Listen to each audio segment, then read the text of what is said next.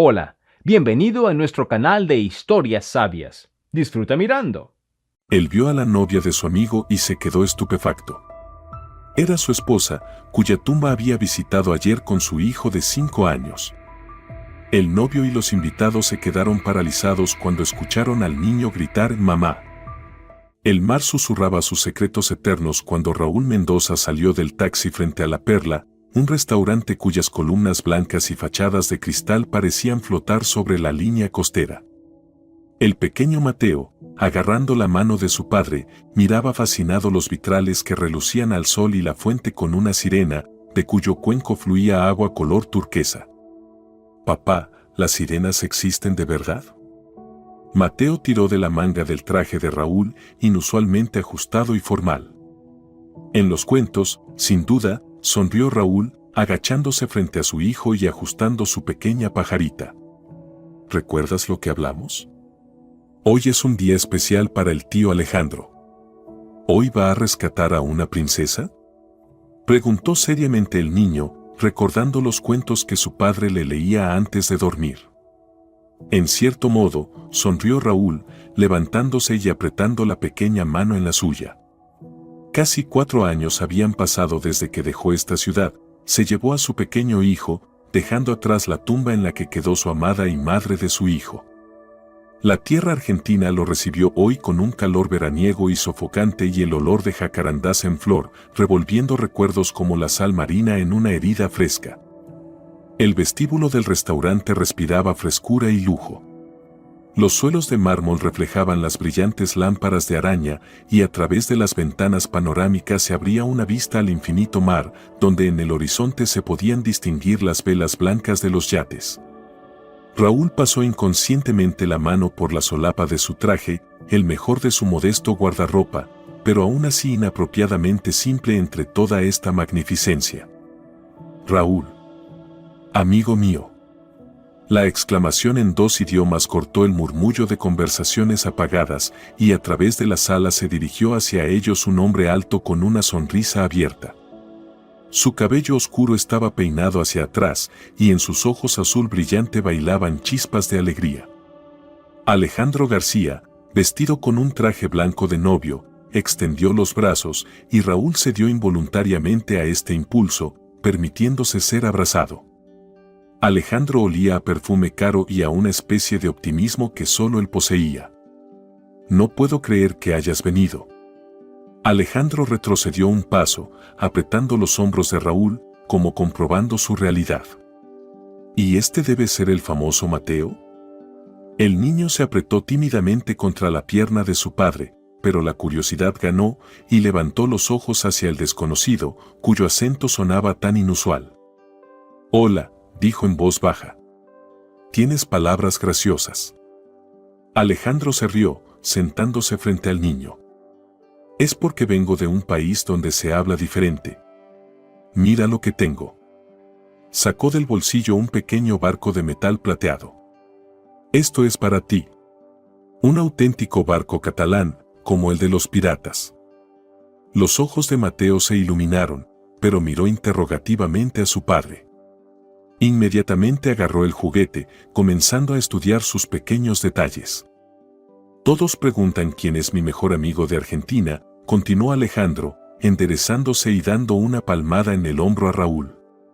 «Y yo respondo, el hombre que me sacó del mar embravecido y salvó mi insignificante vida española».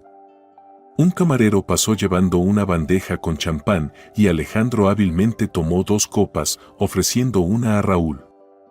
«Por tu regreso, amigo mío. Sabía que no podrías esconderte eternamente en tu rincón». No diría eso, Raúl aceptó la copa, pero no la probó. «Nuestro pueblecito es hermoso, y Mateo está bien allí. ¿Quizás cambies de opinión?». Alejandro se inclinó más cerca. «Mi nuevo proyecto hispano-argentino. Te vendría bien el dinero para tu taller de restauración». «No. Teniéndote en el equipo de conservación de artefactos». «No hoy, Alejandro», lo interrumpió suavemente Raúl. El español asintió comprensivamente y cambió inmediatamente de tema, animado, inconteniblemente feliz. «Debes conocer a mi novia». Es tan hermosa, Raúl. Y lista como 100 demonios. Alma argentina con encanto español, una combinación perfecta. Su padre es un importante empresario. Colaboramos durante los últimos 3 años. Aunque tiene un carácter, sonrió conspirativamente como el Mediterráneo en tormenta. Pero quizás fue eso lo que me cautivó. Mateo seguía jugando con el barquito, sin prestar atención a la conversación de los adultos. ¿Cuándo será la ceremonia?, preguntó Raúl. Muy pronto. El cortejo debe llegar en cualquier momento. Alejandro miró su elegante reloj. Oh, necesito comprobar algo en la cocina. Volveré pronto. Ah, ahí está su padre. Raúl se giró siguiendo el gesto de Alejandro y se quedó paralizado. A través de la sala se dirigía hacia ellos un hombre alto y canoso con un rostro autoritario y fríos ojos grises. Los años apenas habían cambiado a Javier Rodríguez Ortega, solo añadieron plata a su cabello y, quizás, aún más dureza a la línea de su boca. Javier Rodríguez aún no había notado a Raúl discutiendo algo con el coordinador de la fiesta. Junto a él caminaba una elegante mujer, a quien Raúl recordaba como María Luisa, la madre de Isabel. Señor Rodríguez, llamó Alejandro. Conozca a mi amigo, del que le he hablado. Raúl Mendoza, ese Salvador. Javier Rodríguez volvió la cabeza y su mirada se encontró con la de Raúl. En el primer momento, en los ojos del empresario brilló confusión, luego reconocimiento y después el más puro terror sin disimular. Raúl, susurró María Luisa, palideciendo tan rápidamente que parecía que en cualquier momento se desmayaría. Alejandro miraba confundido de uno a otro. ¿Se conocen?, preguntó, pero nadie tuvo tiempo de responder. Detrás de las puertas de cristal se oyó el ruido de coches que llegaban. El cortejo nupcial había llegado y todas las cabezas se volvieron en su dirección. Un Rolls Royce blanco como la nieve, decorado con flores, se detuvo en la entrada principal. La puerta se abrió y de allí apareció primero un zapato estrecho, luego el borde de un vestido crema. El tiempo pareció ralentizarse cuando la novia en su completo atuendo nupcial entró en la sala. La luz del sol, penetrando a través de los vitrales, la envolvió en un resplandor dorado. Su cabello, recogido en un elegante peinado con perlas entretejidas, tenía reflejos cobrizos. Sus ojos, del color del mar después de una tormenta, miraban felices y seguros. «Mi amor», exclamó Alejandro, dirigiéndose hacia su novia. Raúl estaba de pie, incapaz de moverse, como si se hubiera convertido en una columna de sal. Ante él estaba Isabel, su esposa, la madre de su hijo, viva. Durante 4 años la había llorado, 4 años se dormía pensando en aquel accidente de coche, 4 años respondía a las preguntas de su hijo creciente sobre su madre, mostrándole sus fotografías. 4 años vivió con un abismo en el corazón, que gradualmente fueron llenando una nueva vida, una nueva ciudad y finalmente Carmen. Y ahora Isabel estaba aquí con un vestido de novia, preparándose para unir su vida con su amigo. «Papá. Papá». Mateo le tiraba del brazo, pero la voz de su hijo llegaba como desde lejos. ¿Por qué esta señora se parece tanto a la foto de mamá? Raúl bajó la mirada hacia su hijo, y la realidad volvió con una claridad ensordecedora. Se puso de rodillas, sujetándose a los pequeños hombros de Mateo como a un salvavidas. Porque, su voz sonaba ronca, como si no le perteneciera, «Ella es tu madre, hijo». En ese segundo, Isabel finalmente los notó. Sus ojos se agrandaron, su hermoso rostro se desfiguró con una mueca de horror. El ramo de lirios blancos cayó de sus manos, desparramándose por el suelo de mármol como fragmentos de su vida anterior. Alejandro se quedó paralizado a medio camino hacia la novia, mirándola sin entender, luego a Raúl, al pálido Javier Rodríguez y, finalmente, al pequeño Mateo, cuyos rasgos faciales recordaban tan claramente a la mujer vestida de novia. «¿Qué está pasando?», preguntó en el silencio ensordecedor que siguió. La lámpara de araña de cristal sobre sus cabezas de repente pareció capturar de la penumbra cada detalle de esta escena: Isabel paralizada por el shock, Javier Rodríguez pálido, Alejandro desconcertado y Raúl, sosteniendo la mano de un niño pequeño, prueba viviente de un engaño monstruoso. El tiempo parecía haberse detenido, como una fotografía del momento en que se derrumban no uno, sino varios destinos a la vez. Y detrás de las ventanas panorámicas seguía brillando el sol despreocupado, y el mar, indiferente a los dramas humanos, suavemente empujaba las olas hacia la playa arenosa. 6 años atrás. La penumbra de los pasillos del museo envolvía a Raúl mientras terminaba de trabajar en un fragmento de una antigua pintura religiosa. Sus dedos se movían con precisión impecable. El contacto con pinturas centenarias requería no solo maestría, sino también un temblor especial. El mundo bajo la lámpara se reducía al tamaño de este cuadrado de madera, donde el rostro del santo gradualmente emergía de capas de tiempo y hollín, como volviendo del olvido. El reloj en el museo vacío dio las 10 cuando Raúl finalmente dejó sus herramientas. Fuera de las ventanas, el aire de septiembre se había espesado por la lluvia. Poniéndose su gastada chaqueta, saludó con la cabeza al guardia nocturno y salió bajo los chorros de agua. Las calles estaban desiertas. Solo las farolas derramaban luz amarilla sobre los charcos en los que temblaban reflejos invertidos de casas. La lluvia golpeaba despiadadamente sobre sus hombros, pero Raúl no tenía prisa.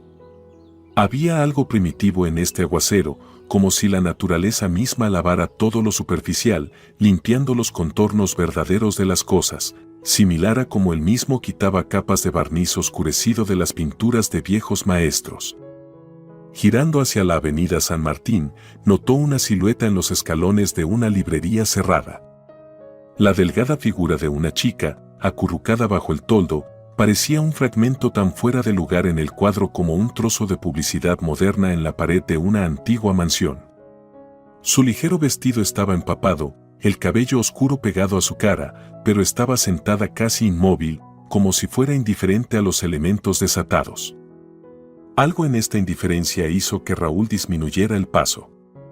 El restaurador dentro de él captó una distorsión en la composición de la realidad, una joven en atuendo veraniego, congelada bajo la lluvia, como un buzo listo para saltar al borde de un precipicio. ¿Puedo ayudarla?, preguntó, deteniéndose a unos pasos para no asustarla. Ella levantó la cabeza. Ojos gris-verdes brillaron con desconfianza, casi rabia.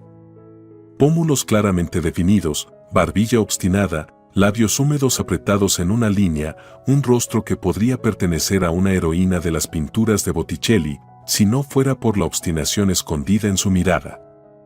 ¿Ayudar? Su voz sonó más áspera de lo que se podía esperar. ¿Y cómo exactamente planea ayudarme? El sarcasmo en la pregunta era obvio, pero Raúl notó algo más, un temblor oculto que ella trataba de reprimir. Posiblemente con un teléfono, para llamar a un taxi, propuso, extendiendo las manos. O al menos con un paraguas, pero lamentablemente no tengo. No, gracias, cortó ella, desviando la mirada. Estoy bien. Raúl se encogió de hombros. Después de todo, la vida ajena es como un artefacto antiguo, sin invitación no toques, puedes alterar el más delicado balance de conservación. Como diga. Buena suerte. Continuó su camino, sintiendo como el agua llenaba sus zapatos. El sonido de sus pasos se ahogaba en el susurro de la lluvia cuando detrás se oyó un chapoteo de pasos apresurados. Espere, la chica lo alcanzó, abrazándose los hombros en un inútil intento de calentarse. Lo siento, yo me comporté groseramente. El día ha sido terrible. Ahora que estaba a su lado, Raúl notó el tono azulado en sus labios y las manos enrojecidas por el frío. Ocurre, asintió él. Raúl. Isabel extendió una mano fría. Isabel Rodríguez. El apretón de manos fue corto. Su mano estaba helada. La lluvia se intensificó, convirtiendo la conversación en una lucha contra el ruido del agua. ¿Quizás quiera llamar a alguien? Raúl sacó su teléfono. padres, amigos? Isabel sonrió sin alegría. Ese es el problema, no recuerdo los números. El teléfono se quedó con una amiga, el monedero también. Discutimos en una fiesta, salí enfadada, y la lluvia comenzó cuando ya estaba a 3 manzanas. Intenté volver, pero ya no había nadie. Sus dientes castañeteaban y la explicación sonaba apresurada, como una respuesta preparada en cuya veracidad ambos interlocutores intentan creer.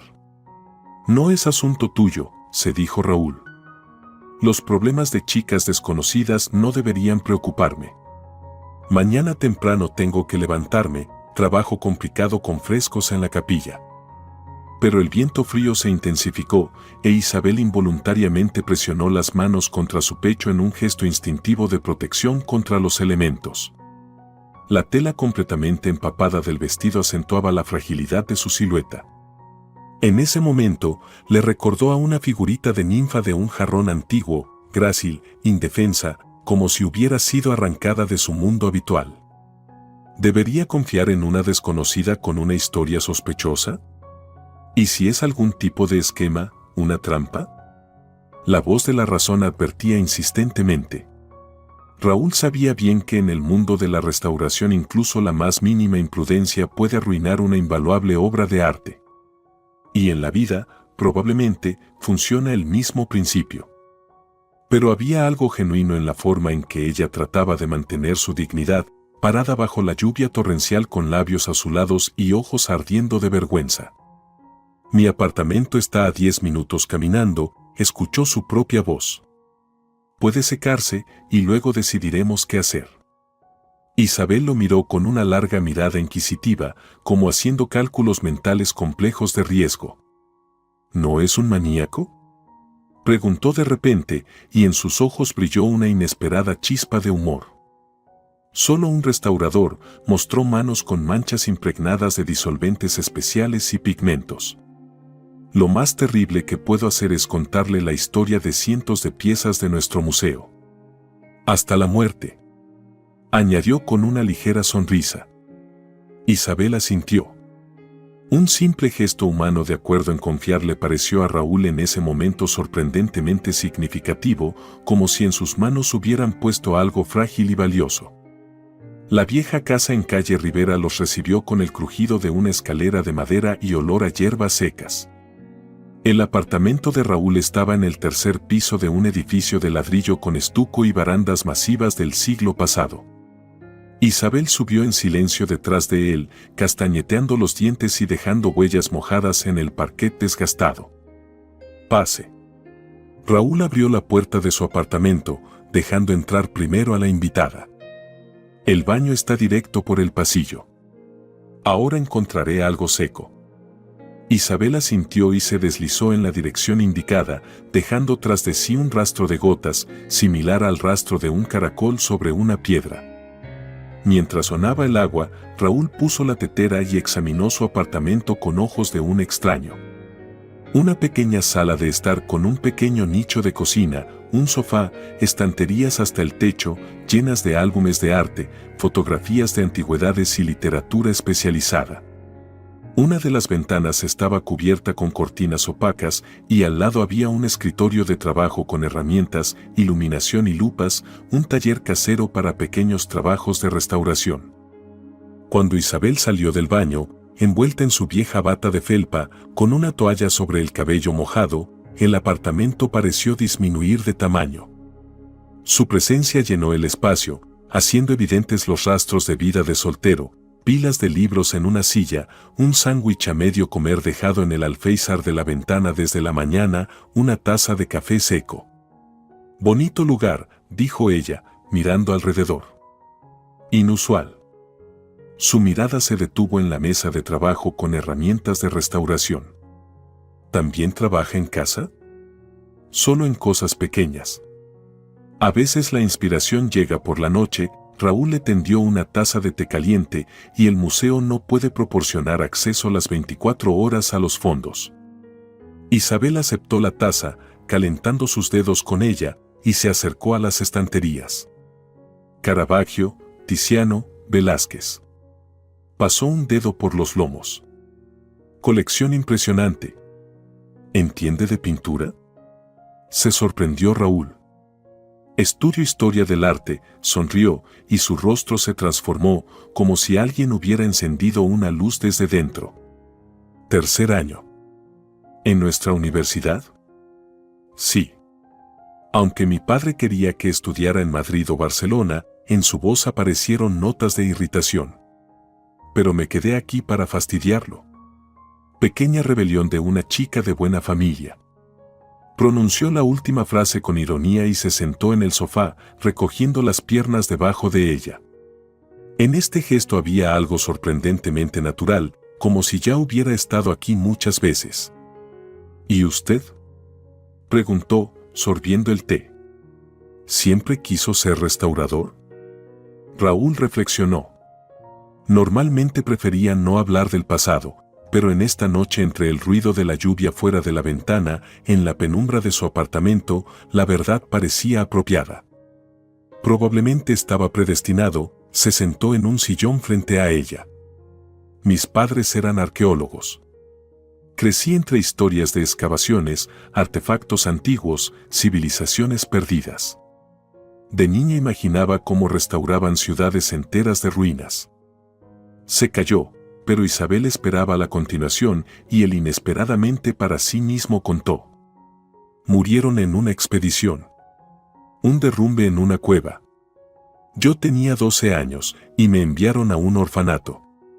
Allí fue difícil, pero el director notó cómo dibujaba y me arregló un lugar en una escuela de arte. Y luego apareció Daniel Morales, un viejo restaurador que me tomó bajo su ala. Probablemente solo continuó el trabajo de mis padres, solo que ellos extraían el pasado de bajo tierra, y yo, de debajo de capas de tiempo. Isabel escuchaba sin interrumpir. En la penumbra sus ojos parecían oscuros, impenetrables, pero no había lástima en ellos, solo atención y algo parecido a comprensión. Mis padres están vivos y llenos de energía para controlar cada uno de mis pasos, dijo con tranquila amargura. Mi padre es empresario, de esos que creen que el dinero lo resuelve todo, cualquier problema, cualquier cuestión. Mi madre siempre está de su lado, aunque a veces me parece que por dentro está tan rota como las figuritas de cristal que colecciona. Colocó la taza sobre la mesa y echó la cabeza hacia atrás en el respaldo del sofá. Me consideran su propiedad, una inversión que debe traer dividendos en forma de un matrimonio prestigioso y nietos con el linaje correcto. Cuando dije que quería estudiar arte, mi padre casi me encierra en casa. Y aún así insististe en lo tuyo, observó Raúl.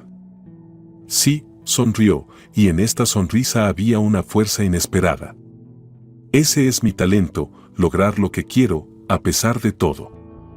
Fuera de la ventana, la lluvia gradualmente disminuía y el silencio entre ellos se volvía cada vez más cómodo. Hablaron hasta altas horas de la noche sobre arte y sueños, sobre recuerdos de infancia y miedos, sobre libros y películas. En algún momento, entre conversaciones sobre el Renacimiento y la discusión sobre la última exposición en la galería de la ciudad, Isabel se quedó dormida, acurrucada en el sofá, y Raúl la cubrió con una manta, tratando de no despertarla. Observó largamente su rostro dormido, sorprendido de cómo en pocas horas una desconocida en escalones mojados se transformó en una persona cuyos pensamientos y sentimientos extrañamente resonaban con los suyos propios. Como si dos fragmentos de un mismo fresco, separados por siglos, de repente se encontraran uno al lado del otro y encajaran perfectamente. La mañana llegó junto con rayos de sol que se filtraban a través de cortinas mal cerradas. Isabel se despertó primero y estaba sentada junto a la ventana, envuelta en una manta, mirando la ciudad lavada por la lluvia de ayer. En la mesita frente a ella había 2 tazas de café. «Buenos días», dijo cuando Raúl abrió los ojos. «Espero que no le importe que haya hecho algo en su cocina». A la luz de la mañana surgió una incomodidad entre ellos, consecuencia inevitable de la cercanía repentina que trajo la noche de confidencias. Isabel ajustó la bata, tratando de darse un aspecto más presentable.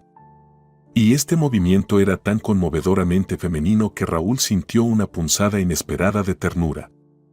Tengo que irme, dijo ella, desviando la mirada. Gracias por el refugio. Y por la conversación. Su vestido aún está húmedo, señaló él. Puede tomar algo de mi ropa, me lo devolverá después. Ella negó con la cabeza. No, iré con el vestido. Será más correcto. Raúl entendió, ella vuelve a su mundo, donde no se puede aparecer con ropa ajena y donde cada paso es monitoreado. Entonces al menos anote mi número, sugirió, por si vuelve a quedar bajo la lluvia sin paraguas. Isabel sonrió, y en esta sonrisa había una promesa que ambos aún no se atrevían a pronunciar en voz alta.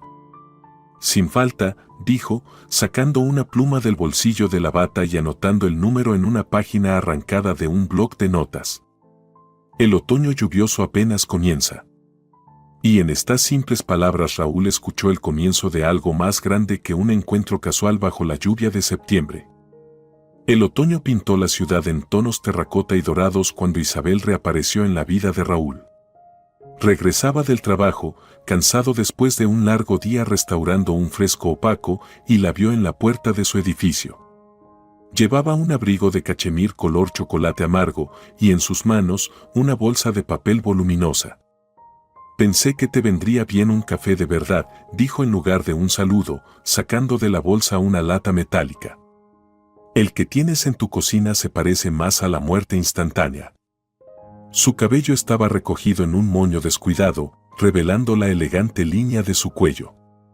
En sus ojos bailaban chispas de travesura, pero Raúl notó también una sombra de inseguridad escondida en las comisuras de sus labios. Su risa se derramó por la habitación, llenando el espacio con una energía nueva y desconocida. En sus manos no solo había café, sino también productos horneados frescos de una panadería española, una botella de vino y un álbum con reproducciones de obras de Rembrandt. «¿Te has preparado?», observó Raúl, ayudándola a colocar los regalos traídos sobre la mesa de la cocina. «Siempre me preparo para encuentros importantes», respondió simplemente, y en esta simplicidad había más sinceridad que en todas las palabras dichas en su primer encuentro. Así comenzó su relación, rápida e inevitablemente, como un torrente de montaña abriéndose camino entre piedras. Isabel venía casi todas las noches, trayendo libros, productos inusuales para una cena experimental o tarjetas postales antiguas encontradas en librerías de segunda mano. Llenaba su modesta vivienda con los sonidos de su voz, el aroma de su perfume, el calor de su presencia. El primer beso ocurrió en el crepúsculo de una tarde de octubre, cuando estaban sentados junto a la ventana, observando cómo la ciudad gradualmente encendía sus luces. Isabel estaba hablando de mosaicos bizantinos, y su mano accidentalmente tocó sus dedos. Un toque, similar a una descarga eléctrica, los hizo callar a mitad de frase. El tiempo se detuvo, disolviéndose en la penumbra de la habitación. Sus labios se encontraron inseguros, como pidiendo permiso, y luego con desesperada determinación de exploradores que dan un paso más allá del borde del mundo conocido. Nunca había sentido nada parecido, susurró Isabel cuando finalmente se separaron. En sus ojos flotaba sorpresa, como si hubiera descubierto en sí misma un nuevo espacio inexplorado. Raúl pasó los dedos por su mejilla, memorizando cada curva, cada sombra. «Yo tampoco», respondió, entendiendo que la verdad desde ahora tenía el sabor de sus labios.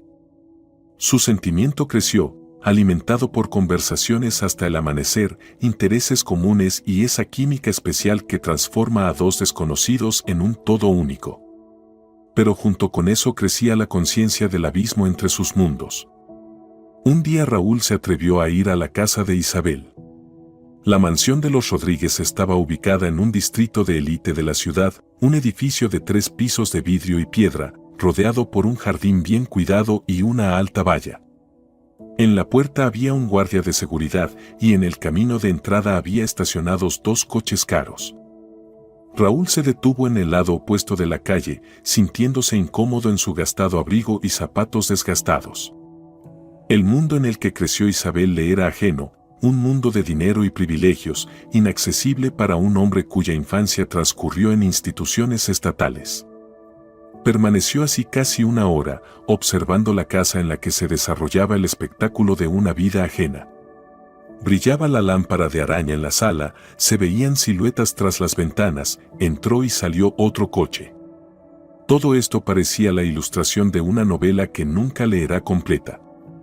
Ya preparándose para irse, escuchó una voz familiar. ¿Espiándome? Isabel estaba a pocos pasos, envuelta en una bufanda, con un pequeño bolso colgado al hombro. Evidentemente, había salido por la puerta en el extremo lejano del jardín. Más bien, tratando de entender quién eres, respondió honestamente Raúl. Ella se acercó más y le tomó la mano. Soy la que se enamoró de un restaurador con manos que huelen a aceite de linaza y una cabeza llena de historias sobre obras maestras olvidadas. Sus ojos brillaban a la luz de la farola de la calle. Te amo, Raúl Mendoza, y eso es lo único que importa. Las dudas fantasmales se disiparon con estas palabras, simples y claras, como la luz de la mañana. Caminaron por la ciudad nocturna, tomados de la mano, hablando de un futuro que parecía tan posible, tan cercano.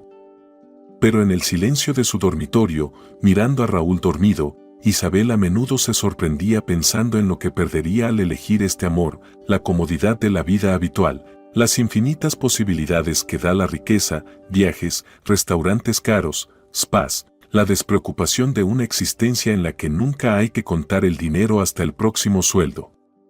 Y cuanto más fuerte se volvía su sentimiento hacia Raúl, más agudamente sentía la ruptura entre dos partes de su alma, la que anhelaba el amor verdadero y la que estaba acostumbrada a los privilegios.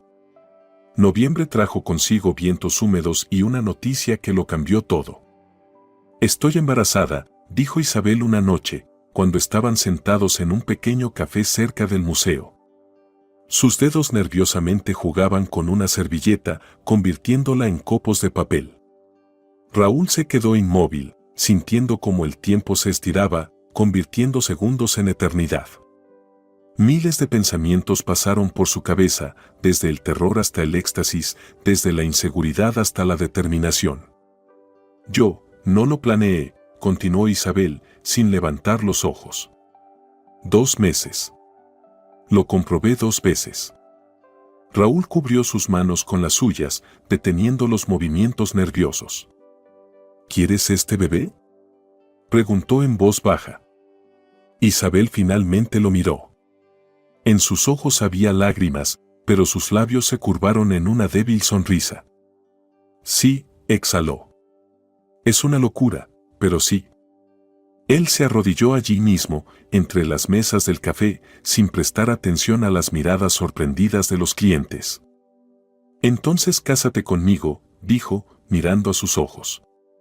No puedo ofrecerte un palacio o un yate, pero prometo amarte a ti y a nuestro hijo toda la vida. Trabajaré día y noche para que no os falte nada. ¿Lo conseguiremos, Isa? Ella lo miró con una larga mirada, en la que la alegría luchaba con la duda. El niño lo cambiaba todo. Ya no era simplemente una rebelión romántica contra la autoridad paterna, era una decisión que determinaría toda su vida futura. Quiero estar contigo, finalmente dijo. Pero primero debo contárselo a mis padres. Deben saberlo. En su voz sonaba la determinación de una persona que se prepara para la batalla, y Raúl sintió un escalofrío de inquietud. Sabía que los padres de Isabel nunca lo aceptarían, un hombre sin fortuna, sin conexiones, sin el origen correcto. Iré contigo, dijo. No, primero hablaré con ellos sola, objetó Isabel. Luego nos reuniremos juntos. La mansión de los Rodríguez por dentro resultó aún más impresionante que por fuera. Suelo de mármol, lámparas de araña de cristal, muebles antiguos, cuadros en marcos macizos, todo respiraba riqueza, acumulada por generaciones o, como sospechaba Raúl, adquirida en los dudosos años 90. Javier Rodríguez Ortega presidía la cabecera de la mesa del comedor, como un monarca en su trono. Alto, con rostro autoritario y mirada penetrante, recordaba a un ave rapaz lista para atacar. A su derecha estaba sentada María Luisa, una mujer frágil con ojos cansados y postura impecable. Isabel había heredado sus pómulos y la línea de la barbilla, pero nada de su docilidad. Así que usted es ese restaurador, pronunció Javier Rodríguez, destacando la última palabra con un tono con el que normalmente se habla de un basurero o un vagabundo. Sí, trabajo en el museo de la ciudad, respondió Raúl, tratando de hablar con calma. Me especializo en pintura religiosa colonial y pintura europea occidental de los siglos XVI-XVIII.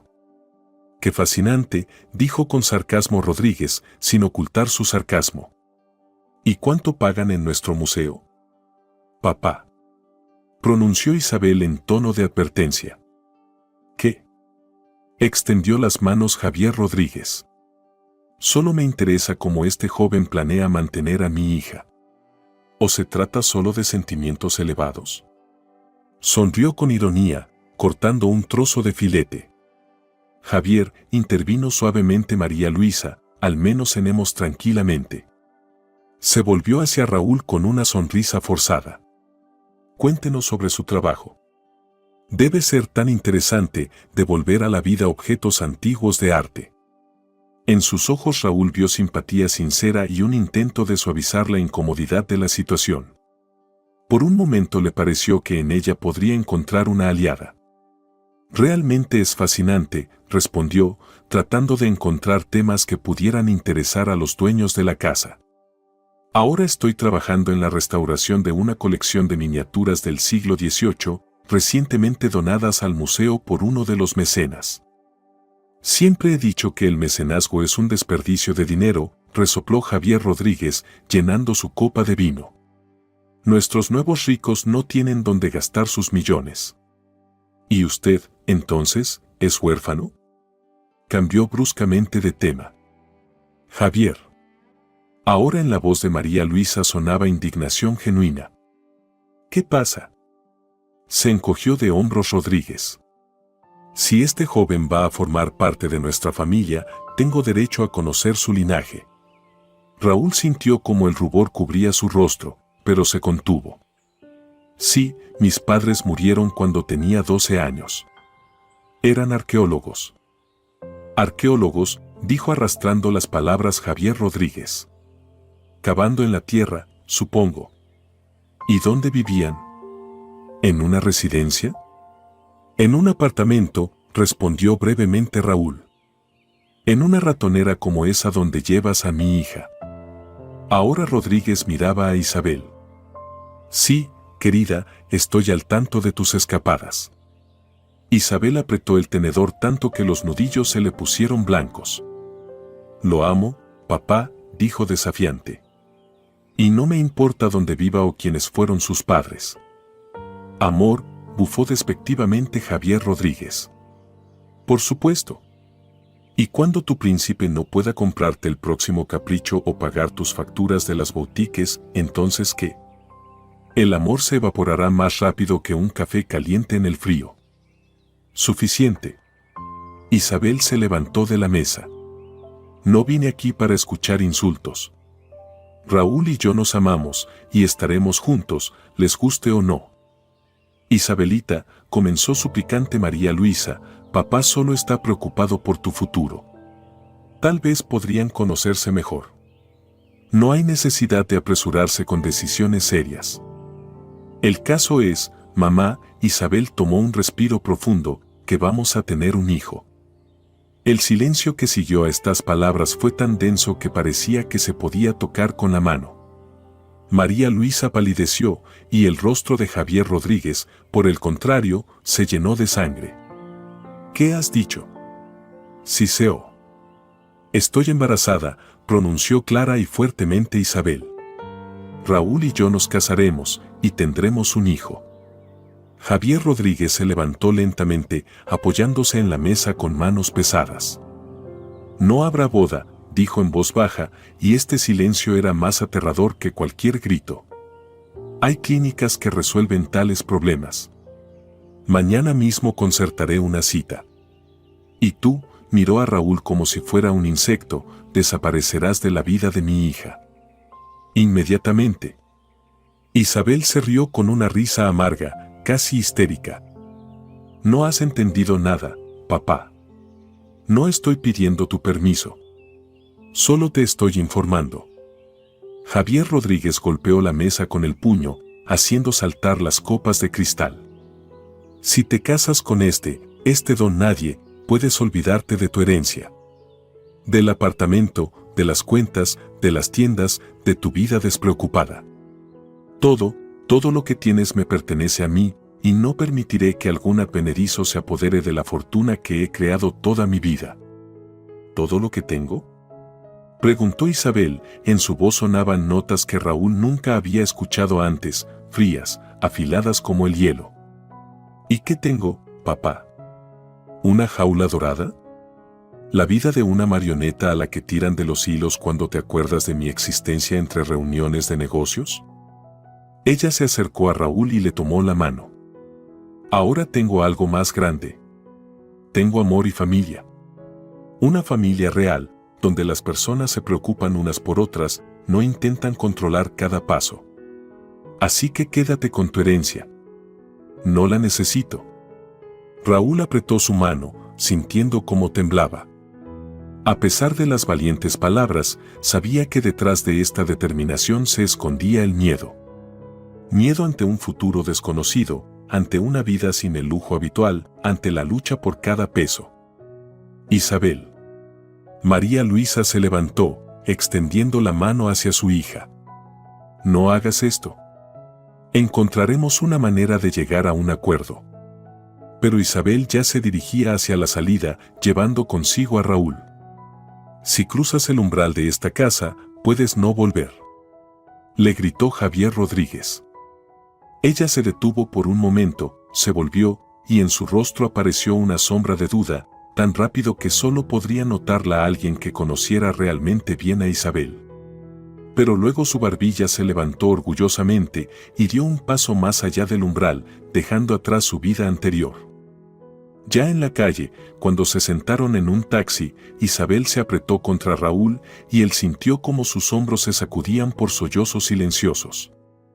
Todo estará bien, susurró, acariciando su cabello. Lo prometo, lo lograremos. Y esperaba de todo corazón poder cumplir esta promesa.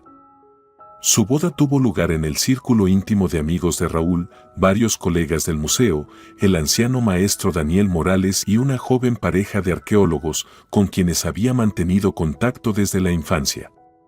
Por parte de Isabel no había nadie.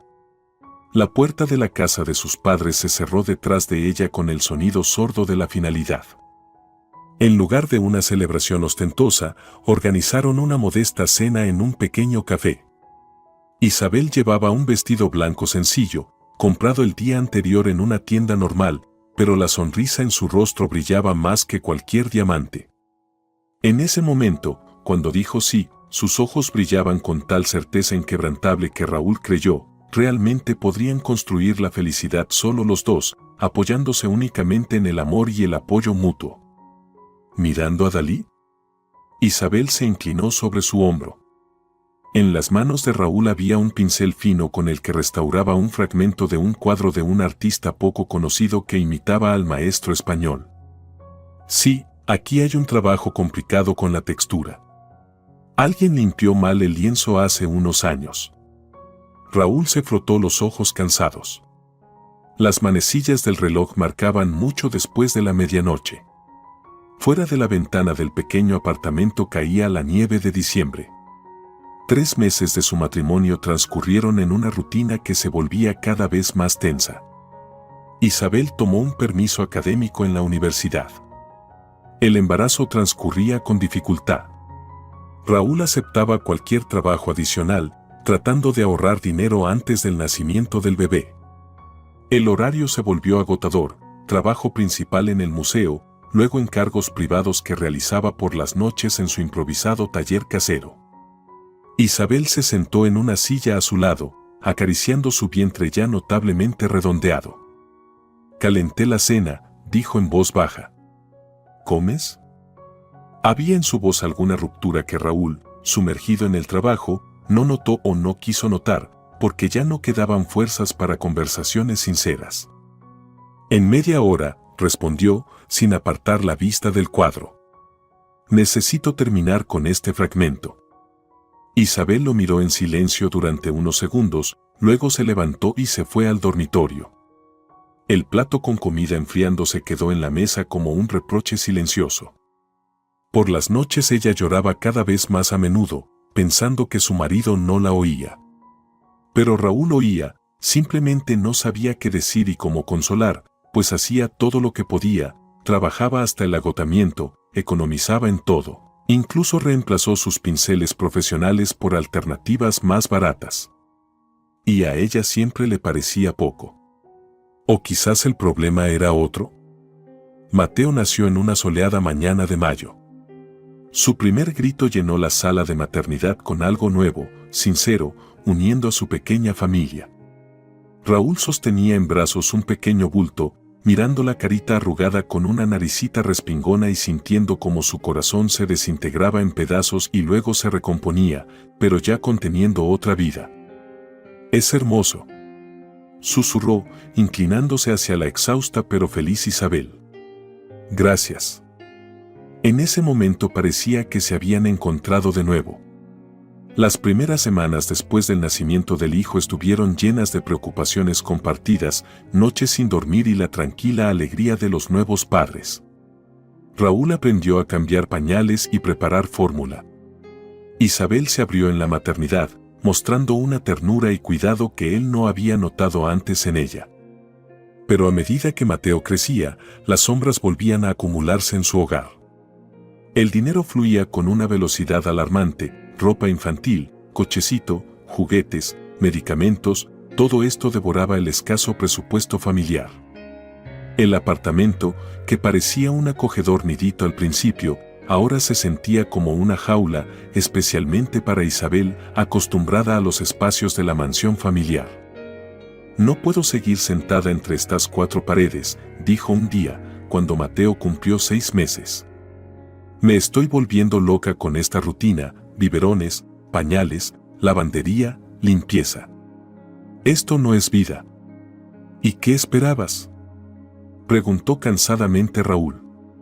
«Tenemos un hijo pequeño y recursos limitados. Esto es temporal». «¿Temporal?». Isabel se rió amargamente. «¿Realmente crees que alguna vez saldremos de esta pobreza? Tú te ocupas de tus cuadros por céntimos, mientras yo me convierto en una pálida sombra de mí misma». En sus palabras había amargura de desilusión no solo en él, sino también en su propia elección. Miraba sus manos con la piel agrietada por el constante lavado de platos y, parecía, no las reconocía. ¿Dónde estaba esa chica a la que le gustaban las tiendas de antigüedades y la ópera, hablaba de Caravaggio y soñaba con viajar?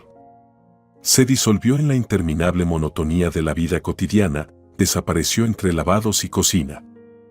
Raúl se sentía culpable por no poder proporcionarle la vida a la que estaba acostumbrada. Pero al mismo tiempo, crecía en él la irritación, como si la hubiera engañado, aunque siempre fue honesto sobre sus posibilidades. Discutían cada vez más a menudo, primero en susurros, para no despertar a Mateo, luego cada vez más fuerte, y después callaban, cada uno en su propia emigración interior. Isabel dejó de compartir sus pensamientos con él. Ya no le contaba sobre los libros que leía, no le mostraba los bocetos que a veces dibujaba cuando Mateo se dormía. Estaba físicamente a su lado, pero su mundo interior se cerraba cada vez más para él, como un museo después del cierre, solo sombras en salas vacías y exhibiciones silenciosas. Y él, sumergido en el trabajo y el cuidado de su hijo, no notó de inmediato cómo ella se escabullía, como tampoco notó cuando comenzó a reunirse secretamente con su madre. «Mamá solo quiere ver a su nieto», dijo Isabel, preparando una bolsa con cosas del bebé. «Nos encontraremos en el parque, pasearemos un poco». Raúl le ayudó a poner a Mateo un mono abrigado. El niño ya tenía casi 1 año. Intentaba caminar, agarrándose a los muebles, o pronunciaba sus primeras palabras. «Dale saludos de mi parte», dijo Raúl sin especial entusiasmo. María Luisa nunca había mostrado iniciativa para conocer mejor a su yerno. Estos encuentros se volvieron regulares. Isabel regresaba de ellos animada, con rubor en las mejillas, como si hubiera respirado aire fresco. Traía juguetes y ropa para Mateo de parte de la abuela, que parecían demasiado caros. Un día Isabel regresó con pendientes de oro, que según ella llevaban mucho tiempo en casa de su madre, desde su juventud. Raúl fingió creerle. El día en que Mateo cumplió 1 año, sonó una llamada inesperada. Raúl atendió el teléfono y escuchó una voz que no esperaba. «Buenas tardes, Raúl Adriano», dijo Javier Rodríguez en tono oficial. «Supongo que hoy es el cumpleaños de mi nieto». Raúl asintió en silencio, luego, dándose cuenta, respondió. «Sí. Me gustaría», en la voz de Rodríguez sonó por primera vez algo parecido a la incertidumbre, «invitar a su familia a cenar con nosotros con motivo de la celebración». Este encuentro fue incómodo, pero fue el primer paso hacia la reconciliación. Javier Rodríguez se mantuvo contenido, pero observaba atentamente a su nieto, que gateaba con confianza por la alfombra de la sala. María Luisa no ocultaba su alegría, finalmente teniendo la oportunidad de comunicarse abiertamente con su hija y nieto. «Mateo se parece tanto a ti cuando eras pequeña», le decía a Isabel, acariciando los rizos oscuros del niño. Gradualmente, el hielo comenzó a derretirse. Javier Rodríguez ofreció ayuda, primero pequeña para el nieto, luego cada vez más sustancial. Y una noche hizo una propuesta que lo cambió todo. ¿Por qué vivir apretados en su apartamento cuando en nuestra casa hay tanto espacio? El ala este está vacía. Tendrán entrada separada, total independencia. Raúl quería negarse, pero vio en los ojos de Isabel tal esperanza, tal desesperado deseo de escapar de las ataduras de la pobreza, que no pudo decir no. Y luego Rodríguez añadió lo que finalmente inclinó la balanza. Además, tengo conexiones en el mundo del arte. Mi amigo, dueño de una galería privada, busca un restaurador talentoso para su colección. El pago es varias veces mayor que en su museo. Así que terminaron en la mansión de los Rodríguez. El ala este era verdaderamente espaciosa, con entrada separada e incluso un pequeño jardín. Isabel floreció, como una flor que recibió la humedad esperada. Comenzó a cuidarse, volvió a pintar, contrató una niñera para Mateo para poder terminar la universidad. Raúl también obtuvo sus ventajas, una habitación separada para su taller con iluminación ideal y un nuevo trabajo donde sus talentos eran valorados adecuadamente. Pero se sentía incómodo, como un extraño admitido en un mundo ajeno por la gracia de los dueños. En las comidas familiares, Javier Rodríguez siempre encontraba la forma de indicar sutilmente a su yerno su lugar, ya sea con un comentario sobre el arte verdadero, accesible solo para los elegidos, ya sea con historias sobre sus éxitos empresariales, subrayando el abismo entre sus posiciones. Aquella noche Raúl la recordó en los más mínimos detalles, como si el tiempo se hubiera dividido en antes y después, y el momento de quiebre se hubiera grabado en la memoria con despiadada claridad. Regresaba a casa después de un largo día en la galería, donde preparaba para una exposición una colección de miniaturas raras. Cansado, pero satisfecho con el trabajo realizado, decidió acortar el camino a través del parque de la ciudad. La noche era cálida, el aire olía a jazmín. Era la época favorita de Isabel. De repente, se le acercó una joven, una rubia esbelta con labios rojo brillante.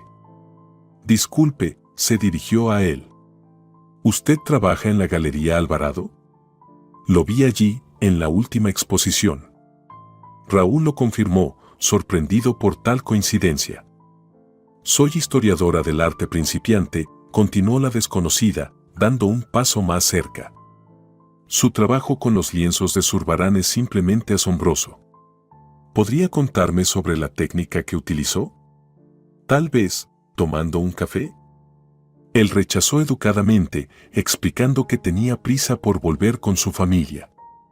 La mujer pareció decepcionada, y luego de repente se acercó y lo abrazó, susurrando.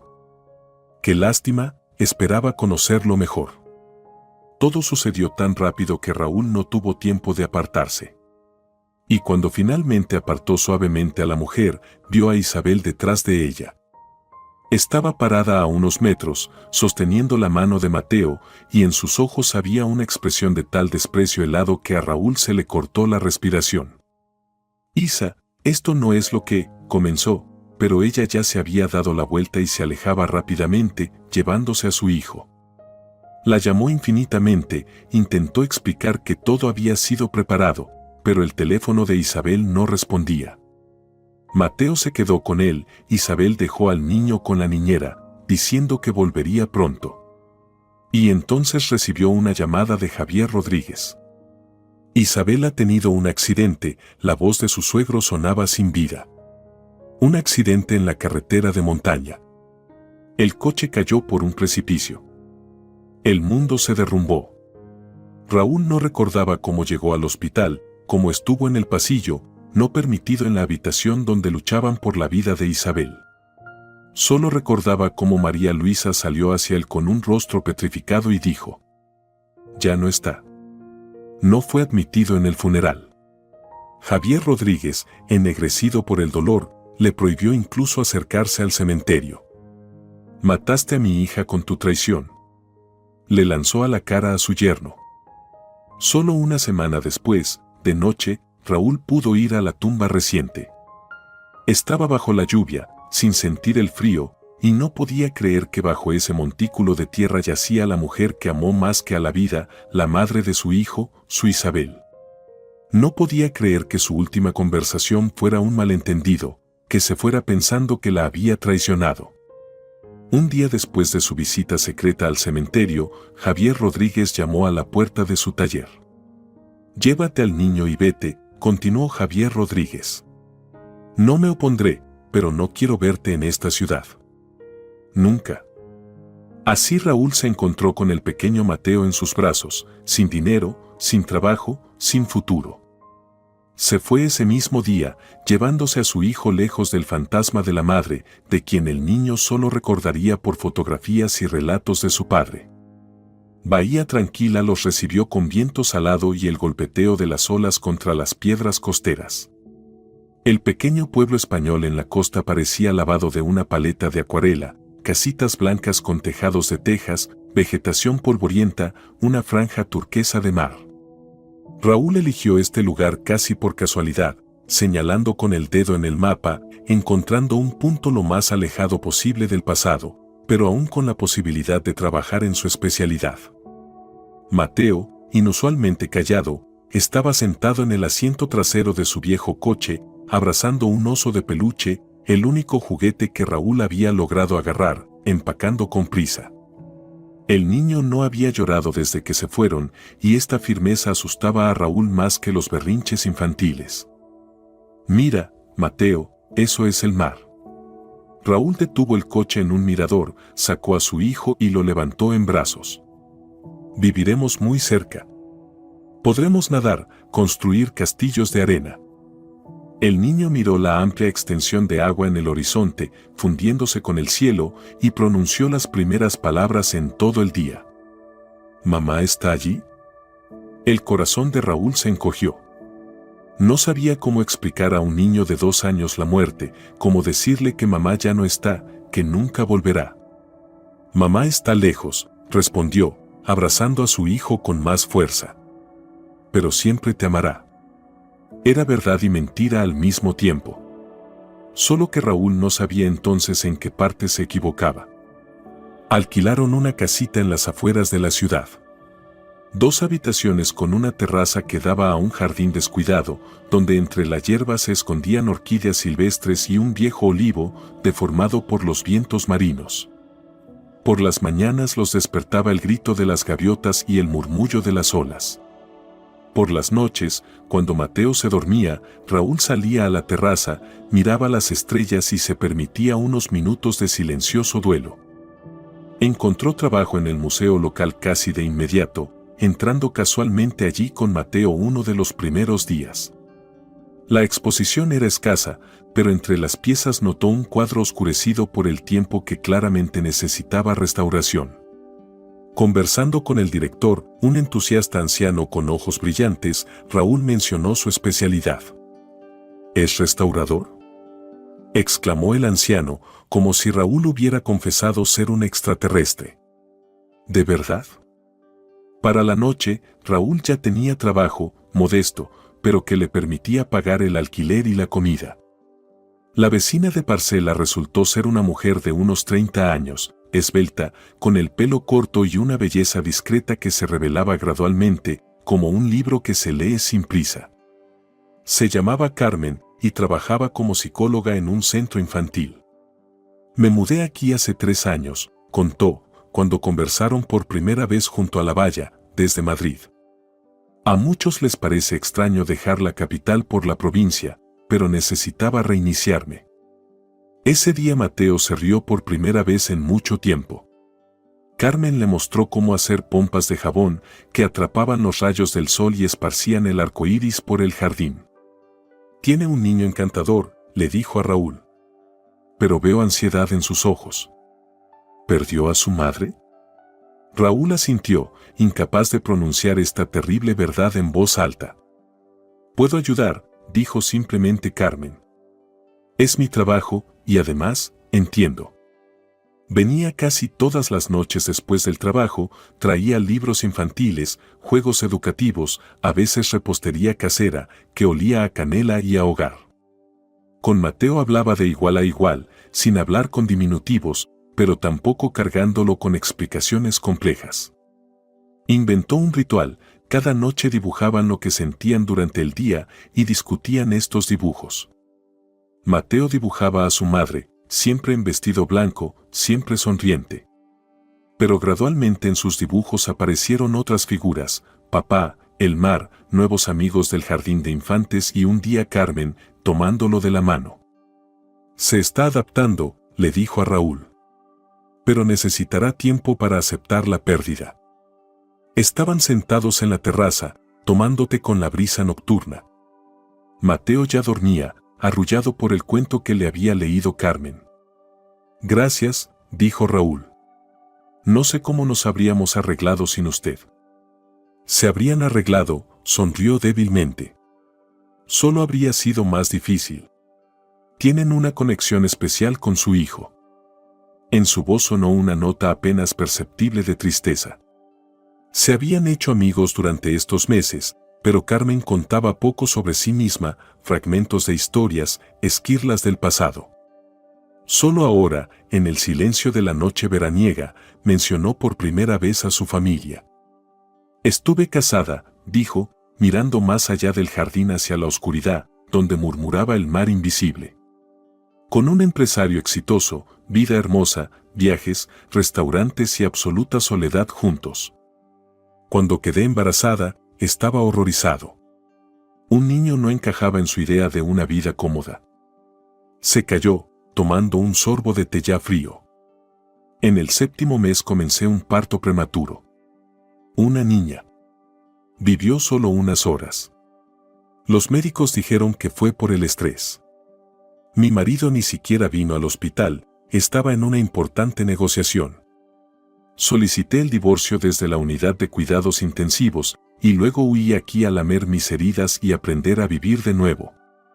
Raúl guardó silencio, aturdido por su franqueza y por cuanto su historia resonaba con la suya propia, pérdida, traición, necesidad de empezar todo de nuevo.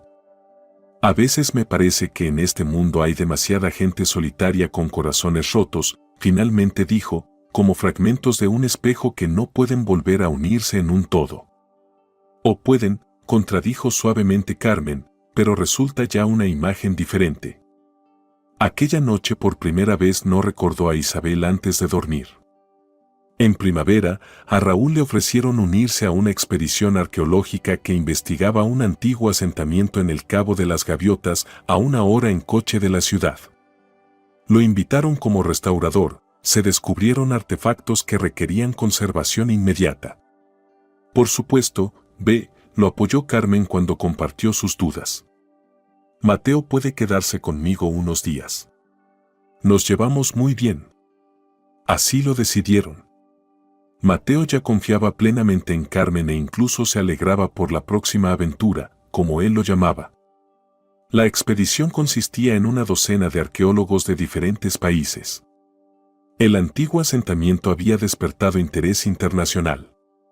Allí Raúl escuchó por primera vez sobre un historiador español que debía unirse a ellos en un par de días, especialista en conexiones comerciales de antiguas culturas mediterráneas. Alejandro García apareció al tercer día de trabajo de Raúl, atlético, bronceado, con una sonrisa eterna y gesticulación enérgica que hacía sus palabras especialmente expresivas. Resultó ser un entusiasta de su campo, podía hablar durante horas sobre las rutas de antiguos navegantes y procesos de intercambio entre diferentes culturas. ¿Se imaginan, navegaban a lo largo de estas mismas costas hace 3000 años? Decía por la noche junto al fuego, moviendo las manos como un director. En barcos que ahora consideraríamos un suicidio. ¡Qué valentía! Raúl escuchaba con interés. La pasión por la historia estaba en su sangre por sus padres arqueólogos, cuyas expediciones recordaba solo en fragmentos de recuerdos infantiles.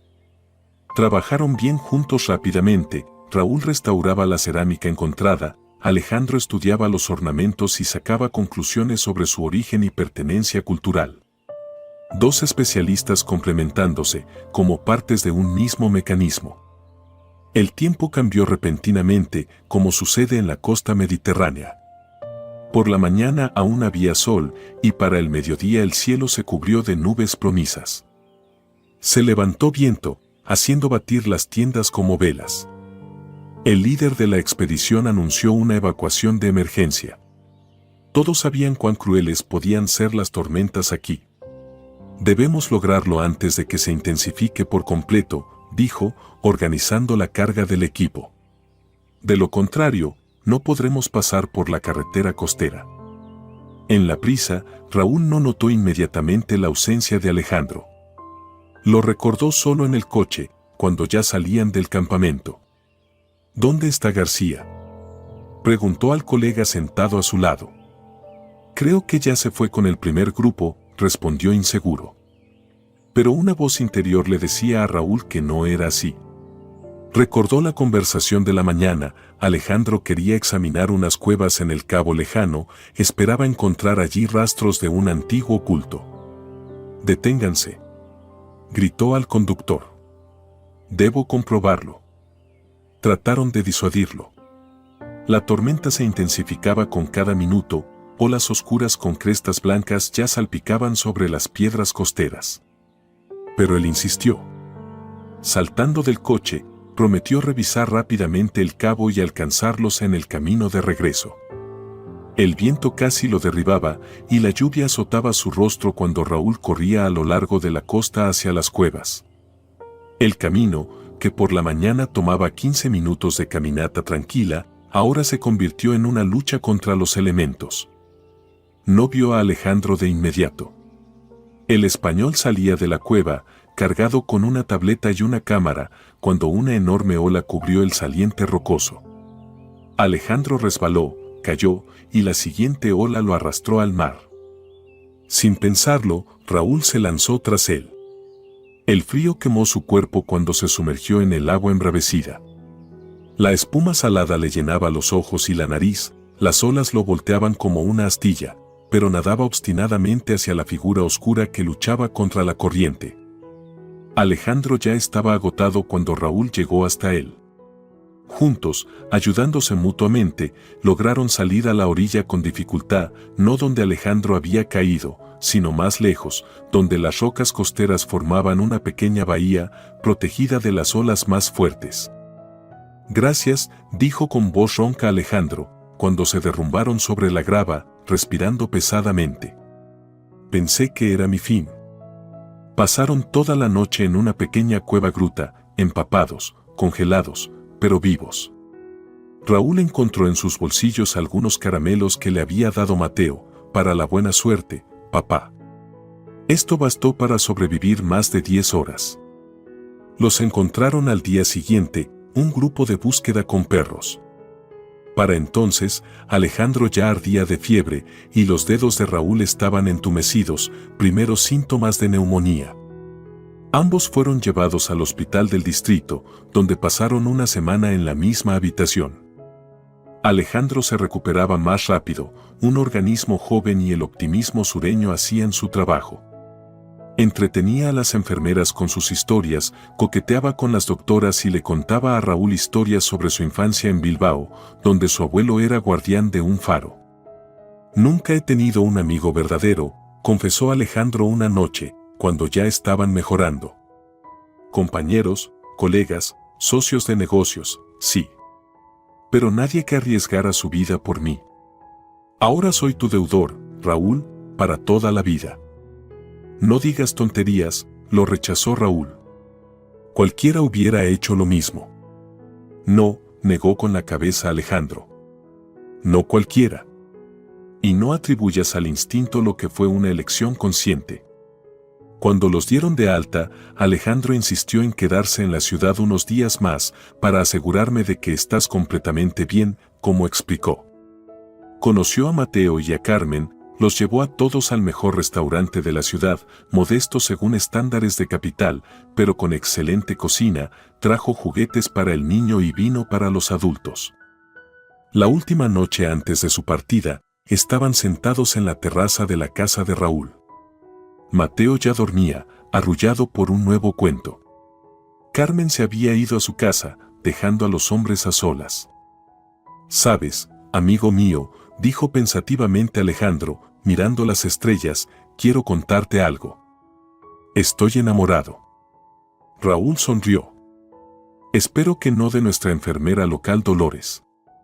«No, aunque es encantadora», se rió Alejandro. «De una chica de Argentina. Su padre es mi socio comercial. Colaboramos desde hace varios años. Es inteligente, hermosa, un poco misteriosa. Le pedí su mano y ha aceptado». «Felicidades», dijo sinceramente Raúl. «¿Cuándo es la boda?» «En un mes». Alejandro se volvió hacia él y a la luz de la farola sus ojos brillaban con sinceridad. «Y realmente quiero que vengas. Tú y Mateo. Será en tu ciudad natal, en el restaurante La Perla. ¿Lo conoces?» Raúl se estremeció interiormente. Recordaba ese lugar, un lujoso establecimiento a orillas del mar, donde los padres de Isabel a menudo almorzaban. «¿Entonces vendrás?», insistía Alejandro. «Significa mucho para mí. El hombre que me salvó la vida debe estar a mi lado en el día más feliz». Raúl guardaba silencio, repasando en su cabeza variantes de rechazo, pero Alejandro parecía tan sincero, tan infantilmente entusiasmado, que rechazarlo parecía una traición. «Yo, no estoy seguro de poder», finalmente respondió. «Mateo, el trabajo». Y ahí está con su hijo en el restaurante La Perla, donde el silencio resonaba como una cuerda tensa, lista para romperse al más mínimo toque. El tiempo se detuvo en la lámpara de araña de cristal, desparramándose en fragmentos iridiscentes por el suelo de mármol, donde hace unos momentos se había desparramado el ramo de la novia. Mateo apretaba con fuerza la mano de su padre. Su corazón infantil captaba intuitivamente la tormenta suspendida en el aire. «Mamá», repitió el niño, probando la palabra como una fruta desconocida. «Papá, ¿es realmente mi mamá?». Isabel estaba de pie, como una estatua, en su vestido crema, incapaz de dar un paso hacia adelante o hacia atrás. Su rostro, que hace un minuto brillaba con la felicidad de una novia, ahora expresaba tal horror primitivo que parecía que estaba mirando a la muerte misma. Alejandro alternaba su mirada entre ella y Raúl, entre Raúl y Mateo, tratando de unir fragmentos de un rompecabezas que no encajaba en su conciencia. «¿Qué significa esto?». Su voz cortó el silencio, devolviendo el tiempo a su curso habitual. «Isabel, Raúl, ¿se conocen?». Javier Rodríguez, reaccionando, fue el primero en dar un paso adelante, tratando de tomar el control de la situación. «Alejandro, discutamos esto en un ambiente privado, sin extraños». «¿Extraños?». En la voz del español sonó metal. ¿Este hombre salvó mi vida y usted lo llama extraño? Quiero saber la verdad. Ahora mismo. Isabel finalmente reaccionó y levantó la barbilla, un gesto familiar para Raúl que significaba que había tomado una decisión. ¿La verdad? Su voz sonaba inesperadamente firme. La verdad es que este hombre es mi exmarido, el padre de mi hijo, a quien abandoné. ¿Abandonaste? Alejandro pronunció esta palabra como si quemara la lengua. Dijiste que nunca habías estado casada, que no tenías hijos. Mentí, respondió simplemente Isabel, mirando directamente al novio, como había mentido todo este tiempo. Su calma era más aterradora que cualquier histeria. Raúl sentía como Mateo se apretaba contra su pierna y en este gesto infantil había más comprensión de la situación de lo que podrían expresar cualesquiera palabras. ¿Pero cómo? Alejandro se volvió hacia Raúl. Dijiste que tu esposa había muerto. Eso creía, respondió en voz baja Raúl. Me dijeron que había muerto en un accidente de coche. Todas las miradas se dirigieron a Javier Rodríguez. Estaba de pie, erguido como un centinela en su puesto, pero en sus ojos flotaba el desconcierto de un amo de la situación que repentinamente perdió el control. Sí, escenifiqué su muerte, finalmente pronunció. Para proteger a mi hija de una relación destructiva, para devolverla a la familia, donde pertenece. ¿Escenificó la muerte de una persona? Alejandro retrocedió. ¿E hizo creer al padre y al niño que su esposa y madre estaba muerta? Esto es un crimen. Fue cuidado. Objetó Javier Rodríguez. Mi hija merecía algo mejor que languidecer en la pobreza con un hombre incapaz de proporcionarle una vida digna. No hables así. Intervino repentinamente María Luisa. Su habitual voz suave se volvió más fuerte. No transfieras la responsabilidad, Isabel no fue secuestrada.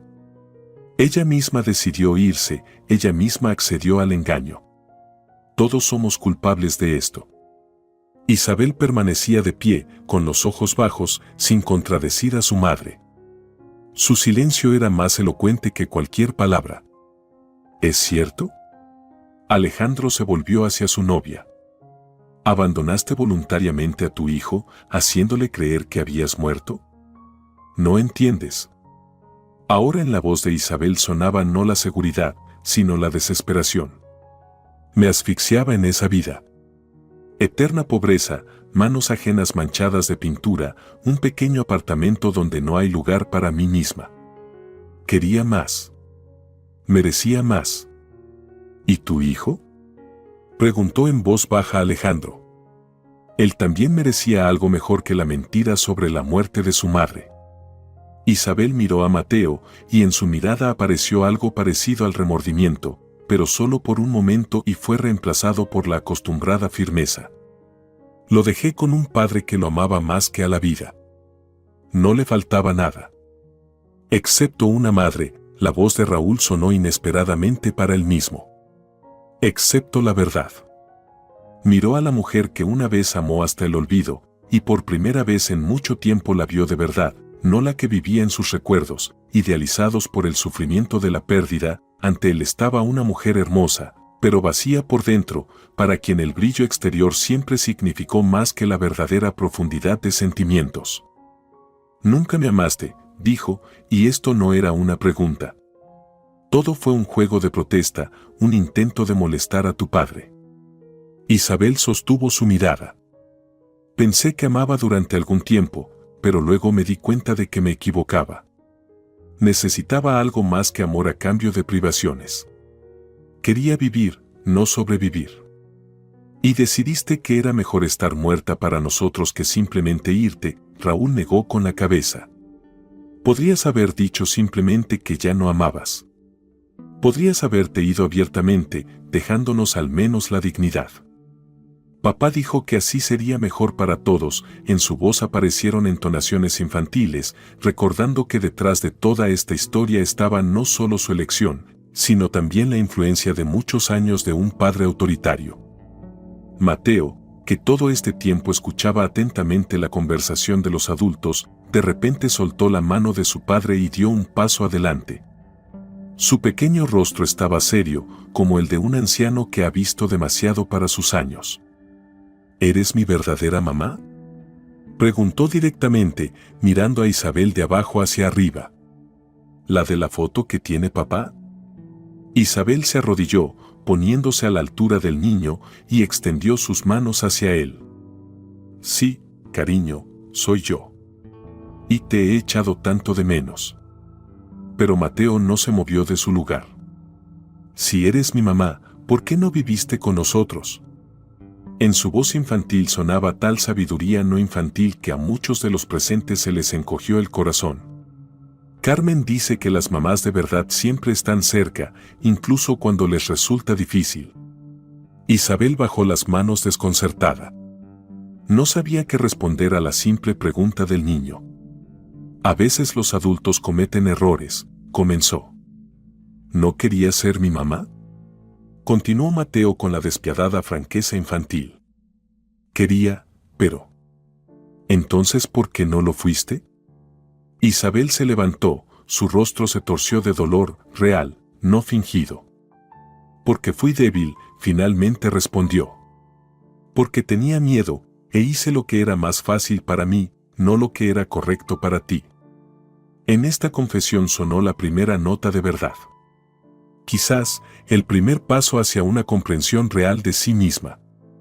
Pero para Mateo era demasiado complicado. Retrocedió, tomando nuevamente la mano de su padre. Quiero ir a casa, le dijo a Raúl. Al mar y a Carmen.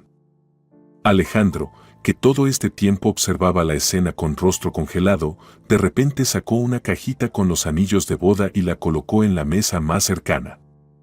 No habrá boda, pronunció fríamente. También considero terminada nuestra asociación, señor Rodríguez. No colaboro con personas para quienes la mentira es una herramienta aceptable. Respecto a los contratos, contacte con mis abogados. El rostro de Javier Rodríguez se enrojeció. No puedes simplemente romper nuestro acuerdo. Son pérdidas millonarias. Puedo. Cortó Alejandro. Lea la sección sobre circunstancias de fuerza mayor y violaciones ético-morales. Creo que la escenificación de una muerte y la ocultación deliberada del estado civil encajan perfectamente en este punto. Se volvió hacia Raúl. Lo siento, amigo mío. No lo sabía. Lo juro, no lo sabía. Te creo, respondió simplemente Raúl. Y también lo siento. Tomando a Mateo en brazos, se dirigió hacia la salida. En la puerta se volvió y se encontró con la mirada de Isabel por última vez. En sus ojos había lágrimas, pero ya no podía decir si eran sinceras o no y, de hecho, eso ya no importaba. Cuando se fueron, en el lujoso salón de la Perla reinó un silencio sepulcral. Isabel se sentó en una silla, mirando al vacío frente a ella. Alejandro ya había salido, no queriendo quedarse ni un minuto más. Los invitados conversaban confusos, sin entender qué había sucedido. María Luisa se acercó a su marido y por primera vez en muchos años lo miró sin el habitual miedo. Destruiste la vida de nuestra hija con tu egoísmo, Javier, dijo en voz baja. Y la mía también. Javier Rodríguez se desplomó en una silla, envejecido repentinamente una década. Su imperio, construido sobre la capacidad de manipular y controlar, comenzó a derrumbarse, como un castillo de naipes que pierde una sola carta en su base. Quería lo mejor, murmuró. Para ella, para todos nosotros. No, negó con la cabeza María Luisa. Querías que todo fuera a tu manera. Son cosas diferentes. Raúl y Mateo regresaron a Bahía Tranquila 3 días después. Durante todo el camino apenas hablaron, cada uno a su manera procesaba lo sucedido. Mateo dibujaba mucho con lápices de colores que siempre llevaba consigo. En sus dibujos estaban el mar, su casita, Carmen y un gran sol que calentaba todo alrededor. Cuando el tren se acercó a la estación, vieron en el andén una figura familiar. Carmen los esperaba, cubriéndose los ojos del sol con la mano y escudriñando las ventanas de los vagones. «Mira, papá». «Carmen». Mateo se pegó a la ventana. Su rostro se iluminó con la primera sonrisa sincera en estos días. «Vino». Salieron del vagón y Mateo corrió hacia Carmen, abrazándola en plena carrera. Ella lo levantó, girándolo en el aire, y luego miró a Raúl sin preguntas, sin reproches, simplemente con comprensión y calidez, que eran más importantes que cualquier palabra. «Bienvenidos de vuelta», dijo en voz baja. «Carmen», Mateo rodeó su cuello con sus pequeños brazos, «¿serás mi mamá?». «¿De verdad?». Ella se quedó inmóvil, mirando a Raúl con ojos muy abiertos. En ellos se leía una pregunta que no se atrevía a pronunciar en voz alta. «Yo», comenzó, pero Raúl la interrumpió. «Sobre esto hay que preguntar no solo a Carmen, sino también a mí», le dijo a su hijo con fingida severidad. «Y tales preguntas no se hacen en la estación». Sacó del bolsillo una pequeña caja de terciopelo, comprada ayer en la ciudad, mientras Mateo dormía en el hotel. «Iba a hacer esto de manera más romántica», dijo, abriendo la caja, en la que brillaba un modesto anillo con una turquesa del color de su mar, pero, al parecer, el destino decidió de otra manera. «Carmen, ¿te casarás conmigo? ¿Con nosotros?». Sus ojos se llenaron de lágrimas y Mateo inmediatamente se preocupó. «¿Estás llorando? ¿No quieres ser mi mamá?». «Quiero», sonrió a través de las lágrimas. «Mucho quiero. Solo que a veces la gente llora de felicidad». «Qué extraños son estos adultos», observó seriamente Mateo, provocando en ambos un ataque de risa, la primera risa sincera en muchos días. Un año después, su casa floreció y se transformó, al igual que el jardín que la rodeaba. Raúl convirtió la terraza en un taller de verano, donde trabajaba en pedidos para museos y coleccionistas privados. Su talento fue reconocido no solo en su pequeña ciudad, sino también fuera de ella. Carmen seguía trabajando con niños, pero ahora tenía consulta privada en una extensión de la casa. Mateo se preparaba para ir a la escuela, un niño serio con ojos pensativos y risa contagiosa, que adoraba a su hermanito pequeño, que estaba a punto de cumplir 3 meses. La carta de Alejandro llegó inesperadamente. Un sobre ordinario con sellos españoles, escrito con caligrafía pulcra. Raúl lo leyó a solas, sentado junto al mar, y por la noche relató el contenido a Carmen. Alejandro escribía que después de la boda frustrada pasó varios meses en su olivar en Andalucía, reflexionando sobre la vida y sacando conclusiones. Luego regresó a Argentina, pero ya con otros objetivos. Abrió su propia galería en Buenos Aires, especializada en intercambio cultural entre Argentina y España. «Encontré mi vocación», escribía. «Y lo que es más importante, encontré el amor verdadero con una artista argentina cuya obra presenté en mi galería. Es auténtica, Raúl, sin máscaras ni juegos. Con ella entendí cuán vacías eran mis relaciones anteriores». Mencionó que había oído hablar del colapso del negocio de Javier Rodríguez. Tras la ruptura de su asociación, siguieron otras rescisiones de contratos, luego una investigación del Servicio de Impuestos. De Isabel no sabía nada. «Espero que encuentre su camino, aunque sin duda será difícil». Alejandro terminaba la carta con una invitación a visitar su galería y la promesa de venir de visita. Esa noche, al acostar a Mateo, Raúl notó que el niño había sacado una fotografía de debajo de la almohada, una vieja foto de Isabel que había guardado todos estos años. «Papá». Mateo miró a su padre con seriedad. Ella era bonita, pero triste por dentro.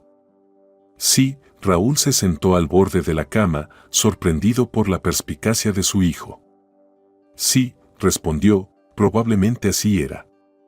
¿Y todavía te enojas con ella por dejarnos? Raúl se quedó pensativo. Durante el año pasado, Había reflexionado mucho sobre el pasado, sobre el dolor y el engaño, sobre su ceguera y las debilidades de ella, y poco a poco había llegado a una comprensión que no habría podido expresar en palabras antes. No, hijo, no estoy enojado, finalmente respondió. El enojo es una carga demasiado pesada para llevarla durante años. La perdoné, no para ella, sino para mí, para poder seguir adelante. ¿Cómo con esas viejas pinturas que tú restauras, no? Preguntó Mateo. Le quitas la suciedad para que vuelvan a ser bonitas. Raúl sonrió ante la metáfora, tan precisa en su simpleza infantil. Algo así. Solo que con las pinturas es más fácil. Ellas no se resisten cuando intentas limpiarlas. Pero las personas a menudo se aferran a su suciedad, pensando que eso es lo que las define. Yo también no me enojo con ella, dijo Mateo seriamente, mientras guardaba la foto de vuelta debajo de la almohada. Pero me alegra que ahora tenga una mamá de verdad, que no me va a dejar. Raúl besó a su hijo en la frente y apagó la luz. Al salir a la terraza, vio a Carmen, de pie junto al barandal mirando las estrellas. Se acercó por detrás y la abrazó. «Sabes», dijo en voz baja, «Mateo me preguntó sobre Isabel y me di cuenta de que realmente la perdoné». Carmen se giró hacia él. «Y está bien», dijo ella, tocando su mejilla. «El perdón no libera a quien perdonas, sino a ti mismo». Se quedaron abrazados bajo el cielo estrellado, escuchando el susurro de las olas y la respiración tranquila de sus hijos dormidos tras la ventana abierta. La vida no era perfecta, era real, con dolor y alegría, con pérdidas y hallazgos, con lecciones que aprendían de cada prueba. En el horizonte oriental comenzaba a clarear, el amanecer del nuevo día se acercaba, como un símbolo de su vida que continuaba a pesar de todas las grietas y fisuras, devolviendo la integridad donde antes solo había fragmentos de esperanzas rotas. Gracias por pasar tiempo con nuestros héroes. ¿Qué harías en el lugar de Raúl? ¿Perdonarías a la persona que fingió su muerte y te dejó sola con un niño o guardarías rencor hasta el final de tu vida? O tal vez, como Isabel, ¿elegirías la comodidad en lugar del verdadero amor? Esta historia nos recuerda que la vida rara vez es en blanco y negro y las personas no son perfectas. Cada uno de los personajes de este relato tomó decisiones basadas en sus miedos, ambiciones y visiones de la felicidad. Y cada uno recibió sus propias lecciones. Si te ha gustado la historia, por favor, dale un me gusta y suscríbete al canal.